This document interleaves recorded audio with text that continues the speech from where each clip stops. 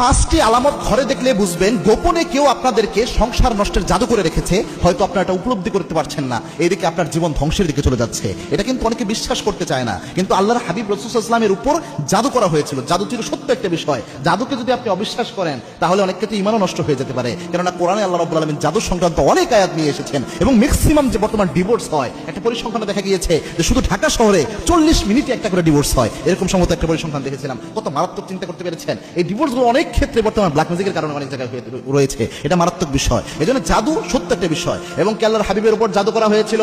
লাবিদ বিন আসাম আল্লাহর হাবিবের উপর জাদু করেছিলেন। জাদুর প্রভাবে আল্লাহর হাবিব ইসলাম প্রায় সময় অনেক কিছু ভুলে যেতেন। নামাজের মধ্যে আল্লাহর হাবিব সাল্লাল্লাহু আলাইহি ওয়াসাল্লাম সূরা পড়তে যেতেন, অনেক সময় পেচ লেগে যেত। আবার আল্লাহর হাবিব সাল্লাল্লাহু আলাইহি ওয়াসাল্লাম অসুস্থ হয়ে থাকতেন। প্রায় সময় জিবরিল আমিন আল্লাহর হাবিবের কাছে এসে বলেছেন, ইয়া রাসূলুল্লাহ, একজন ইহুদি আপনার উপর জাদু করেছে। তখন সূরা ফালাক এবং নাস আল্লাহ নাজিল করলেন।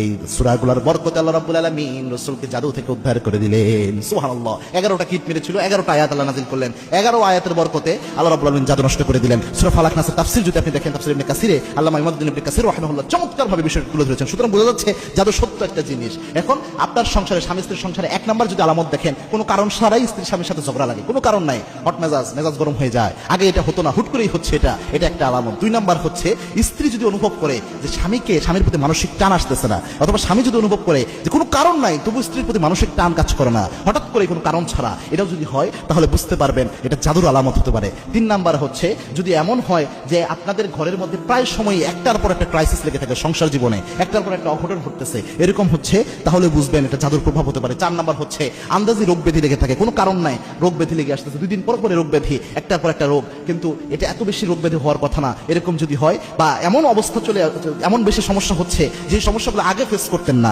এরকম রোগ ব্যাধিও শরীরে হচ্ছে, এটা হঠাৎ করেই হচ্ছে, এরকম যদি হয় তাহলে ডক্টর দেখিয়েও যদি দেখেন যে এটা সলিউশন আসতেছে না, বুঝতে পারবেন এটা জাদুর প্রভাব হতে পারে। 5 নাম্বার হচ্ছে অনেক সময় এমন হয় যে মাথা ব্যথা করে, এটা আলেমরা প্রেসক্রাইব করেছেন, আন্দাজি মাথা ব্যথা, শরীর ব্যথা করতেছে, আপনি ডক্টরের কাছে যাচ্ছেন, পুরো মাথা পরীক্ষা করে শেষ, শরীর পরীক্ষা করছেন, কিন্তু কোনো সমস্যা ধরা পড়ে না, ডক্টরও বুঝতে পারতেছে না যে কি এমন হয়েছে। এই যে ব্যথা করা, পেট ব্যথা, মাথা ব্যথা এবং শরীরের বিভিন্ন জায়গায় ব্যথা, এই ব্যথা অনেক সময় জাদুর প্রভাবে হয়, এটা আলেমরা প্রেসক্রাইব করেন। এবং বর্তমান মেডিকেল সায়েন্স অনেক সময় অনেকের ক্ষেত্রে আমি দেখেছি যে অনেকে বলছে যে ডক্টরের কাছে গিয়েছি কোনো রোগ নাই এটা, তো তার অনেক ক্ষেত্রে দেখা গিয়েছে তার উপর জাদু নষ্টের যে রুকিয়াগুলো ছিল, জাদু নষ্টের কোরআনিক আমল তার উপর অ্যাপ্লাই করার কারণে তার জাদু নষ্ট হয়ে তার মাথা ব্যথা ভালো হয়ে গেছে, পেট ব্যথা ভালো হয়ে গেছে, এবং শত শত কেস আমার জানা আছে। সুতরাং এই জিনিসগুলো যদি আপনারা আপনাদের জীবনে ফেস করেন, রাসূলের সুন্নতি আমলের আশ্রয় নেবেন, কোনো কবিরাজের কাছে যাবেন না। কবিরাজের কাছে যদি আপনি যান, আপনাকে বলবে 1001 টাকা দাও অথবা 10,001 টাকা দাও, এরপরে যেটা করবে আপনাকে অমুক জায়গার পানি, অমুক জায়গার এগুলো আনতে বলবে, এটা দিয়ে আপনার ইমানও খাবে, টাকাও খাবে। খবরদার, কবিরাজের কাছে যাবেন না। যেটা করবেন সেটা হচ্ছে কোরআনের আমলের আশ্রয় নেবেন। আপনি 3 কুল অবশ্যই পড়বেন, আয়াতুল কুরসি পড়বেন, সূরা বাকারার শেষ 3 আয়াত পড়বেন, এরপরে সূরা মুমিনুনের শেষ 4 আয়াত পড়বেন, সূরা